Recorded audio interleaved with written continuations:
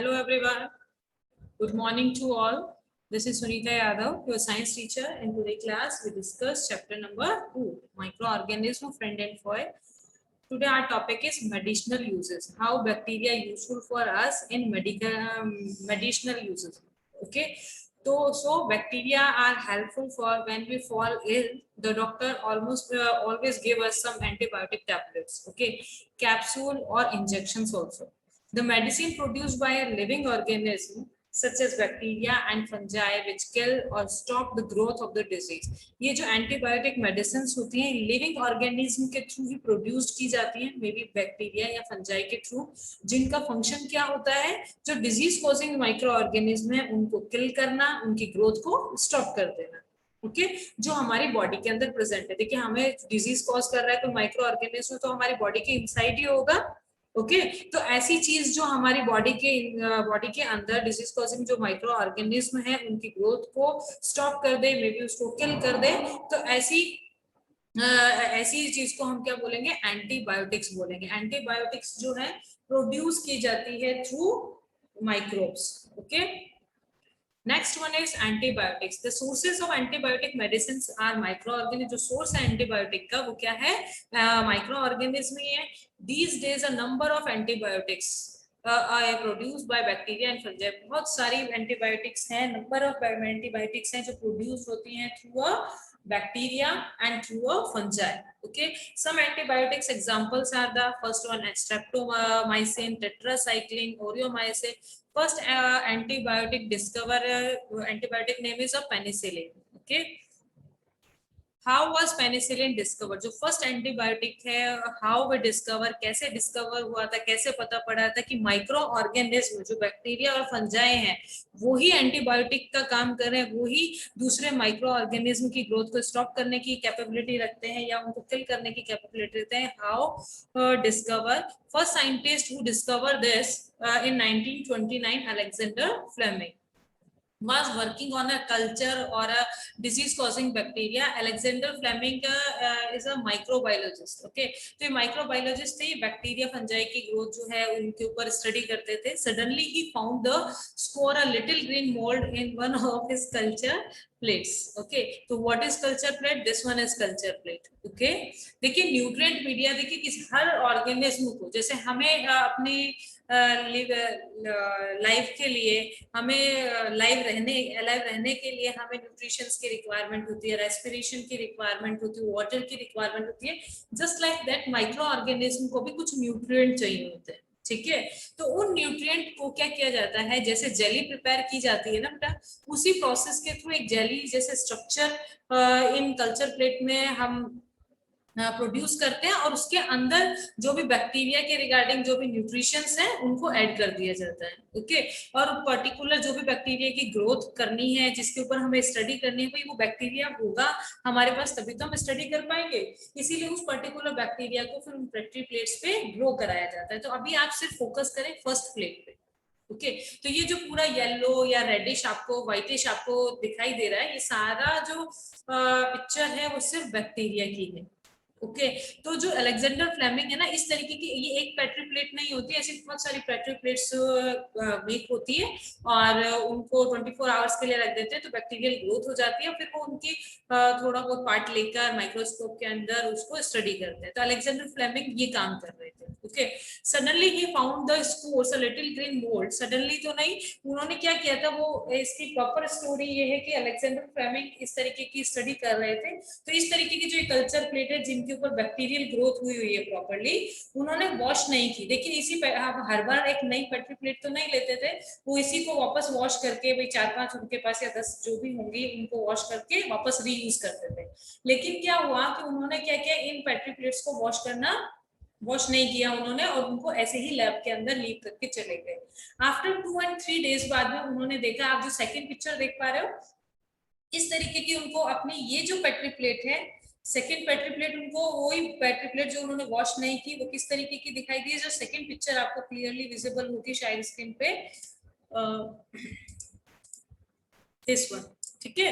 तो ये पिक्चर दिखाई दी, तो उन्होंने देखा कि इसके ऊपर फंजाई ग्रो हो गई है, ओके। लेकिन उसके साथ में जो ये फंजाई या मोल्ड जो ग्रो हुई है, उन्होंने ये भी ऑब्जर्व किया कि ये जो मोल्ड है इसके अंदर से कुछ ऐसा केमिकल सिक्रीट हो रहा है जिसकी वजह से जो ये फर्स्ट में जो ये बैक्टीरिया है ना, ये सब किल हो गए, इनकी ग्रोथ एकदम खत्म हो गई। आप देख रहे हो सेकंड प्लेट में आपको एक भी बैक्टीरिया का पिक्चर नहीं दिखाई दे रहा होगा, दिखाई दे रहा होगा तो एक दो दिखाई दे रहे होंगे, लेकिन इनकी ग्रोथ लगभग स्टॉप हो गई, जो बैक्टीरिया थे वो किल हो गए।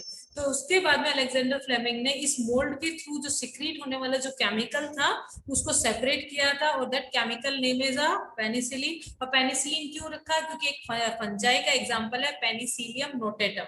I repeat the name, Penicillium notatum. अब ये जो फंजाई यहाँ पर ग्रो हुई जिससे ये बैक्टीरियल ग्रोथ स्टॉप हो गई थी, ये फंजाई थी पेनिसिलियम नोटेटम, और इसी के केमिकल को सेपरेट किया था। तो देन जो एंटीबायोटिक इनसे प्रोड्यूस हुई थी उसका नाम क्या रखा बेटा? पेनिसिलिन नाम रखा। ओके, आई थिंक आपको ये पिक्चर क्लियर हो गई होगी कि कैसे फर्स्ट पेनिसिलिन क्लियर हुई थी। He observe that the presence of mould prevented the growth. Alexander Fleming ने ऑब्जर्व किया कि जहां पर भी ये मोल्ड जो है, जो पेनिसिलियम नोटेटम जो है ग्रो हुई, वहां पर बैक्टीरियल ग्रोथ क्या हो गई? स्टॉप हो गई। In fact it also killed many of this bacteria, most of the bacteria वहां से किल ही हो गए। काफी की तो ग्रोथ को स्टॉप किया और काफी बैक्टीरिया की को किल कर दिया। From this mould penicillium was prepared. तो इसी मोल्ड से फिर आगे पेनिसिलिन बनाई गई। The first antibiotic was penicillin which was prepared by a fungus called penicillium notatum. Penicillium notatum, scientist name क्या है? Alexander Fleming. First antibiotic penicillin. I think it's clear. Okay, now we move to next point, uses of antibiotic. भाई हम antibiotic micro organism बना रहे हैं, where we use this antibiotic. Okay, तो first antibiotic are also mixed with the feed of livestock and poultry to check microbial infection in animal. देखिए ऐसा नहीं है एंटीबायोटिक सिर्फ ह्यूमन बीइंग पे काम आती है। एंटीबायोटिक्स जो है पोल्ट्री हाउसेस जो है उनके जो खाने के अंदर एंटीबायोटिक्स को मिक्स करके उनको दिया जाता है ताकि जो माइक्रोबियल इन्फेक्शन है उन एनिमल में वो स्टॉप हो जाए। Done. Next point is antibiotic are also used to control many plant disease. तो किसमें? अदर एनिमल्स में भी यूज हो रही है एंटीबायोटिक, ओके, एंड प्लांट्स में भी हम इस एंटीबायोटिक का यूज कर रहे हैं। When we fall ill, the doctor gives some antibiotic capsules और इंजेक्शन। कुछ एंटीबायोटिक इंजेक्शंस की फॉर्म में आते हैं, कुछ एंटीबायोटिक टैबलेट्स आती है। तो वो जो भी डॉक्टर है वो हमें जो प्रिकॉशन देता है, जो भी हमें लेने को कहता है हम वो लेते हैं ताकि हमारी बॉडी के अंदर जिस भी वायरस या बैक्टीरियल इन्फेक्शन हुआ है वो क्योर हो सके। Okay, precaution to be taken while using antibiotics. देखिए एंटीबायोटिक्स डॉक्टर ने मेंशन कर दी, लेकिन फिर भी हम एंटीबायोटिक्स जब लेते हैं तो हमें कुछ चीजों का ध्यान रखना चाहिए, है ना? क्या? Antibiotic should be taken only on the advice और क्वालिफाइड डॉक्टर। ऐसे नहीं है हम घर में बैठे आज मुझे थोड़ा फीवर लग रहा है मैं ये वाली एंटीबायोटिक ले लेता हूँ, ऐसा नहीं करना चाहिए। Only advised by a qualified doctor, then you take a antibiotic. Okay, we must complete the entire course of antibiotic prescribed by a doctor. देखिए मोस्टली कुछ डॉक्टर्स जो होते हैं कुछ डिजीज में 3 डेज का कोर्स हमको एंटीबायोटिक का देते हैं, कुछ डिजीज होती है 5 डेज का देते हैं, कुछ में 10 डेज का भी होता है। तो हर डिजीज पे एंटीबायोटिक और हर पर्सन टू पर्सन कितनी एंटीबायोटिक देनी रिक्वायर है वो डॉक्टर को प्रॉपरली नॉलेज होती है। और एक जैसे मान लीजिए मुझे फीवर हुआ, मुझे डॉक्टर ने 5 डेज का कोर्स दिया है, ओके, तो क्या होता है कि मैं 2 दिन दवाई लेती हूँ, 2 दिन I take a medicine, I take a particular disease for relief, मेरे को उस डिजीज से रिलीफ होना स्टार्ट हो जाता है, तो मुझे लगता है 2 दिन में मैं ठीक हो गई हूँ, अब मुझे नीड नहीं है किसी एंटीबायोटिक की, किसी मेडिसिन की, और मैं अपने उस कोर्स को वहीं पे स्टॉप कर देती हूँ। तो ऐसा कभी नहीं करना चाहिए, क्योंकि जो बैक्टीरियल ग्रोथ अंदर हुई है वो प्रॉपरली किल नहीं हुई है, प्रॉपरली स्टॉप नहीं हुई है। हमें हमेशा एंटीबायोटिक का एंटायर कोर्स लेना चाहिए। Okay, we should not take antibiotic when not needed or in wrong doses. ऐसा yes, next point is production of vaccine. Okay, production of vaccine, microorganisms are used in the production of vaccine. अभी आप देख रहे होंगे जैसे corona virus के vaccination हो रहा है, आपने सुना होगा। तो जो वैक्सीनेशन होता है माइक्रो ऑर्गेनिज्म ही यूज किए जाते हैं in production of vaccine, vaccine के प्रोडक्शन के लिए, which protect and other animal जो प्रोटेक्ट करते हैं ह्यूमन को एंड अदर एनिमल्स को against several disease by providing immunity against the concern disease. Okay, when a vaccine is introduced in the body of a healthy person, it act like a antigen. Okay कोई भी vaccine जो है उसको हमारी body से introduce किया जाता है तो हमारी बॉडी में एज अ एंटीजन वर्क करती है. Okay, the body of the person produces antibody. तो हमारी बॉडी क्या करती है उसके अगेंस्ट एंटीबॉडीज बनाने का काम करती है against the introduced microbes. Okay, all disease including cholera, tuberculosis, smallpox, tetanus, polio can be prevented by vaccination. इन सब डिजीज में हम प्रिवेंट करते हैं वैक्सीनेशन में. Okay, what is vaccine and vaccination. वो वैक्सीन क्या होता है और what is the vaccination. Okay, a small dose of, it's a very important definition, what is vaccine. ठीक है, जो स्मॉल डोज होती है वैक्सीन की उसके अंदर होता क्या है, या तो उस डिजीज के रिगार्डिंग जो जो वायरस है या बैक्टीरिया जो भी है वो डेड या वीकेंड डिजीज कॉजिंग जो माइक्रोब है उसी के ही फॉर्म को वैक्सीन में यूज किया जाता है. समझ में आ रहा है. जैसे अभी कोरोना की जो वैक्सीनेशन हो रहा है तो कोरोना की जो वैक्सीन है उसके अंदर या तो डेड कोरोना वायरस है या वीक कोरोना वायरस है. ओके, उसी को हमारी बॉडी के अंदर इंजेक्ट किया जाता है और वो हमारी बॉडी में जाकर एज अ एंटीजन वर्क करती है. हमारी बॉडी उसको आइडेंटिफाई करती है. देन अपनी बॉडी, हमारी बॉडी जो है उसके अंदर एंटीबॉडीज बनना स्टार्ट हो जाते हैं. ओके, अगर हम वैक्सीनेशन ना करें तो क्या होगा, डायरेक्ट कोरोना वायरस जब हमारी बॉडी के अंदर इंटेक करेगा तो वो हाई पावर का होगा, weak disease causing micro organism होगा. हमारी बॉडी जब तक एंटीबॉडी बनाती है तब तक वो वायरस जो है हमारी बॉडी के अंदर बहुत ज्यादा हार्म कर चुका होता है. ओके, इसीलिए अगर हम स्मॉल डोज में डेड या weak disease causing micro organism को हमारी बॉडी में इंटेक कर दें और हमारी बॉडी पहले से ही एंटीबॉडी बना ले तो हमारी बॉडी के अंदर एक बार एंटीबॉडी बन जाती है तो जब भी वो नेक्स्ट टाइम सेम उसी तरीके का जो वायरस हम या बैक्टीरिया हमारी बॉडी में आता है तो जो एंटीबॉडी बनने का जो प्रोसीजर है वो थोड़ा फास्ट हो जाता है. ओके, तो इसीलिए वैक्सीनेशन कराया जाता है. तो आई थिंक आपको यहाँ पर वैक्सीन की डेफिनेशन क्लियर हो गई कि वैक्सीन के अंदर होता क्या है, dead and weekend disease causing microbes. Okay, the ability of one body to resist a disease is known as a immunity. ये जो हमारी बॉडी इसके अगेंस्ट, हमारी डिजीज के अगेंस्ट रेसिस्ट करती है हमारी बॉडी, इसी को इम्यूनिटी वर्ड यूज किया जाता है. Immunity against particular disease can be developed by a technique called a vaccination.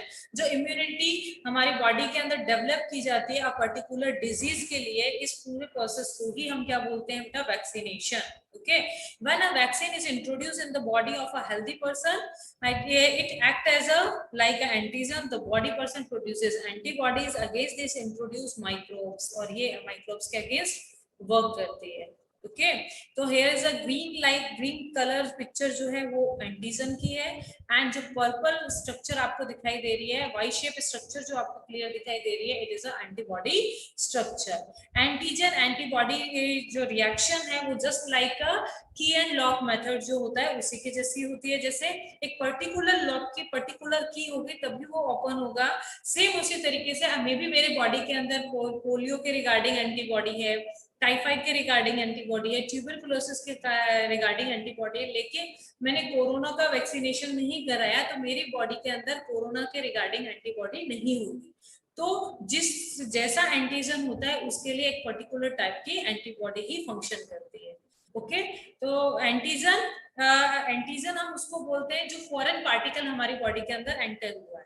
Okay, जो हमारी बॉडी का पार्ट नहीं है, बाहर से मे बी कोई बैक्टीरिया है जो हमारी बॉडी को हार्म कर रहा है बाहर से. जैसे आपने देखा होगा ऑर्गन ट्रांसप्लांट, मैं इस पॉइंट पे लेकर नहीं जा रही हूँ लेकिन एक जनरल समझाने के लिए एंटीजन वर्ड के रिगार्डिंग आपको बता रही हूँ. जैसे ऑर्गन ट्रांसप्लांटेशन होता है तो किसी और का ऑर्गन हमारी बॉडी के अंदर एंटर करवाया जाता है, तब भी हमारी बॉडी उस ऑर्गन को एज अ एंटीजन वर्क करती है. हमारी बॉडी के अलावा कोई भी बाहर का पार्टिकल बॉडी के अंदर एंटर होता है तो बॉडी उसको ऑब्जर्व करती है कैसे, एंटीजन के जैसे, और उसके अगेंस्ट उसको डेड करने के लिए, उसको किल करने के लिए हमारी बॉडी एंटीबॉडी बनाती है हमारी इम्यून सिस्टम को स्ट्रॉन्ग करने के लिए. ओके, तो और वो फंक्शन किस तरीके से करती है, इस तरीके से जैसे ही एंटीजन आता है, ग्रीन कलर का पार्टिकल दिखाई दे रहा है, इसको जहां जहां पर एंटीबॉडी रिसेप्टर्स होते हैं वहां पर एंटीबॉडी रिसेप्टर्स अटैच होते हैं एंड उसकी ग्रोथ को स्टॉप और किल करते हैं. Okay, now we move to our next point, increasing soil fertility.